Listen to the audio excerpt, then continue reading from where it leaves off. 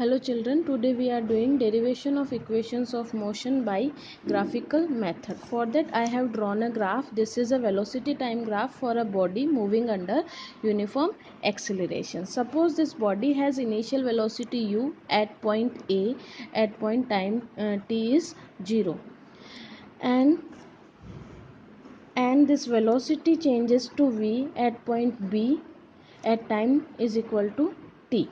Okay, now these are 5 points O, A, B, C and D. Now this BC is equal to your final velocity v and CD is equal to initial velocity u and time is OC, that is OC is equal to t seconds. Now as you know that the body changing its velocity from u to v means this body is undergoing an acceleration. Okay, so for this body we will calculate the acceleration. Acceleration A is equal to change in velocity upon change in time. Okay, change in velocity means final velocity minus initial velocity. Now if you know that final velocity is cb and initial velocity is cd, so cb minus cd upon change in time, that is oc minus 0. cb is v and cd is u, so v minus u upon oc is t and minus 0, that is v minus u upon t minus 0. It becomes a is equal to v minus u upon t, and by rearranging it we will get v is equal to u plus at. This is your first equation of motion. Now the second equation, for this we will calculate the distance traveled by this object. As we know that in a velocity time graph the distance traveled is calculated by the area under the graph, this one. Okay, so we have to calculate the area of OABC. See children, this is a trapezium. Okay, so we can calculate its area by two ways. First is by calculating the area of this triangle ABD plus area of this rectangle OADC, or by calculating the area of the trapezium OABC. So in first case we will calculate the distance traveled by the object by calculating the area of this OABC trapezium. So distance traveled by the object is S is equal to area of rectangle OADC plus area of triangle ABD. S is equal to OA into AD. Why we did it? Because in this rectangle the length is OA and the breadth is OA and length is AD. Okay, so length into breadth, that is OA into AD, plus area of triangle ABD. We know that area of triangle is half into base into height, that is half into base of this triangle. Base of this triangle is AD and height is BD.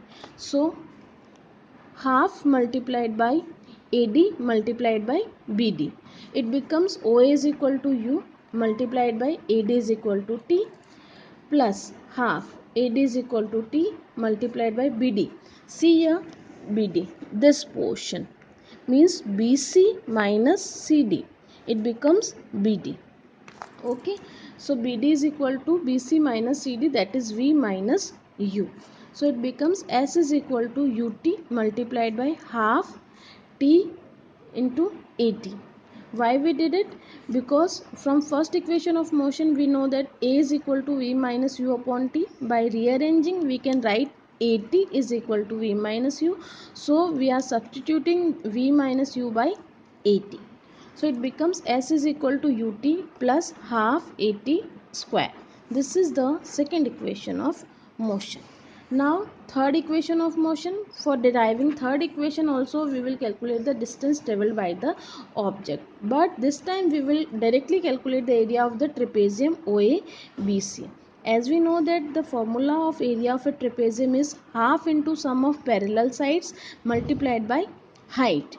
Okay, see here in this trapezium the parallel sides are OA and CB and the height is OC.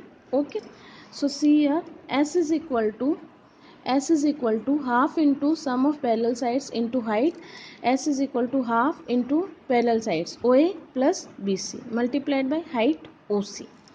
S is equal to OA is U plus BC is V upon this 2 multiplied by OC is equal to T. So it becomes S is equal to U plus V upon T multiplied by this T. As we know that from the first equation of motion, V minus U upon T is equal to A. By exchanging T and A, it becomes T is equal to V minus U upon A. We will substitute this value at the place of T. It becomes V minus U upon A. So S is equal to U plus V upon 2 multiplied by V minus U upon A. It becomes V square minus U square upon 2A. Why V square minus U square? Because from maths you know that A plus B multiplied by A minus B is equal to A square minus B square. Here U plus V multiplied by V minus U. It becomes A plus B, A minus B. So A square minus B square, V square minus U square. So S is equal to V square minus U square upon 2A. Now again rearrange this equation. This will become V square minus U square is equal to 2AS. V square minus U square is equal to 2AS. This is your third equation of motion.